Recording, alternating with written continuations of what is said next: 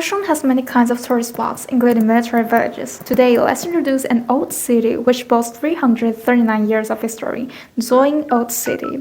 Nestled in Zoying, Lotus Pond is one of Kaohsiung's most traditional scenic areas and was listed as one of the 8 sites of Fengshan in the Qing dynasty.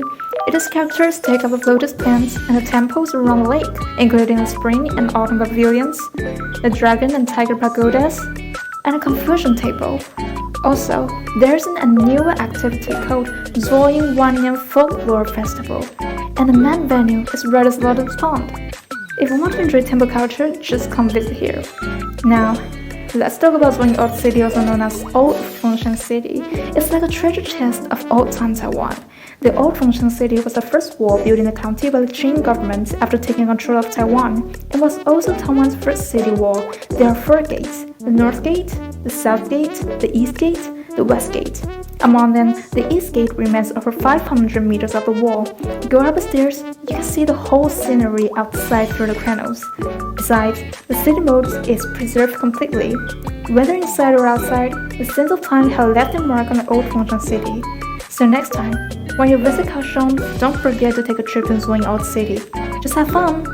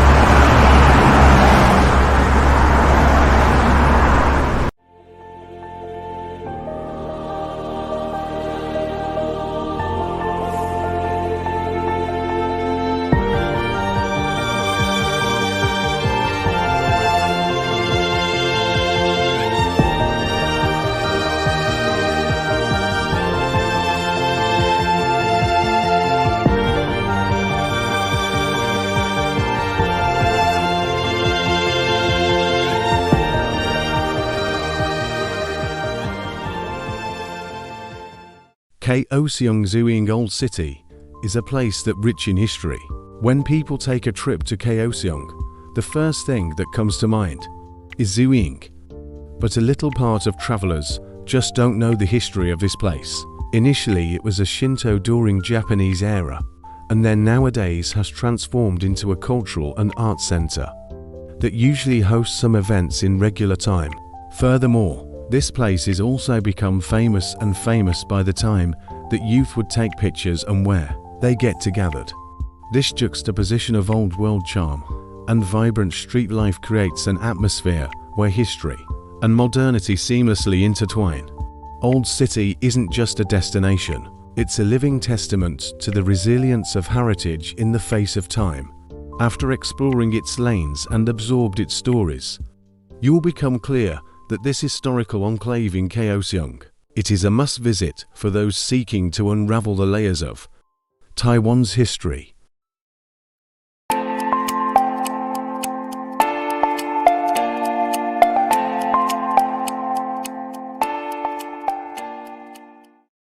Today, I'm going to introduce various local attractions in Zuiying that are well known among the locals. While many people might associate Zuiying with the Shin Kong Mitsukoshi department store, there are hidden gems behind it that truly define the charm of Zuiying. First and foremost is the largest Confucius temple in Kaohsiung. Every year, a grand ceremony is held to celebrate Confucius's birthday, with nearby high schools and elementary schools participating in the festivities. I personally had the opportunity to assist in organizing the event during my sophomore year, and I can attest that wearing the traditional. Next on the list is the Old City, with its rich history evident from the visible marks of time on its surface. The expensive garden area often hosts events such as grassland music concerts. Continuing further, you'll reach Lotus Pond not far away. Apart from the well-known dragon and tiger pagodas, there are opportunities for water activities, when the weather allows, making it a popular leisure spot for locals. After a satisfying day of exploration, don't forget to treat yourself by stopping by the nearby Migofu for some afternoon tea or picking up souvenirs.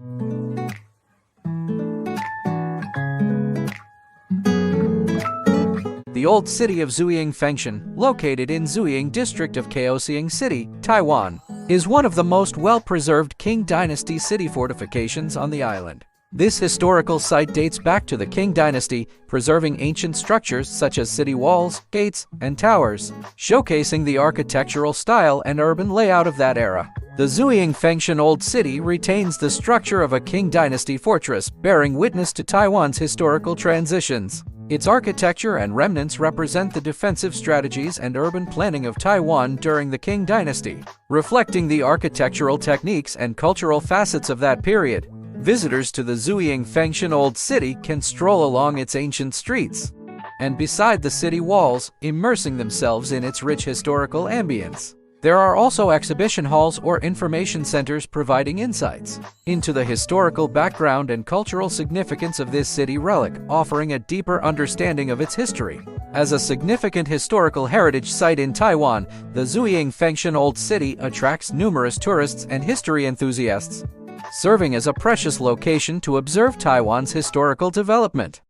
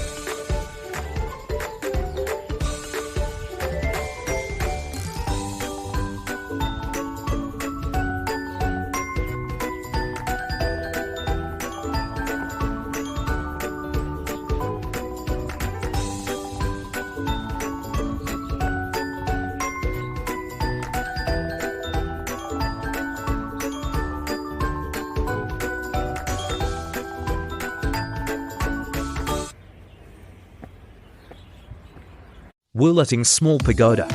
From afar it might resemble a tiny board piece you'd find in some intricately carved and perhaps time-lost board game.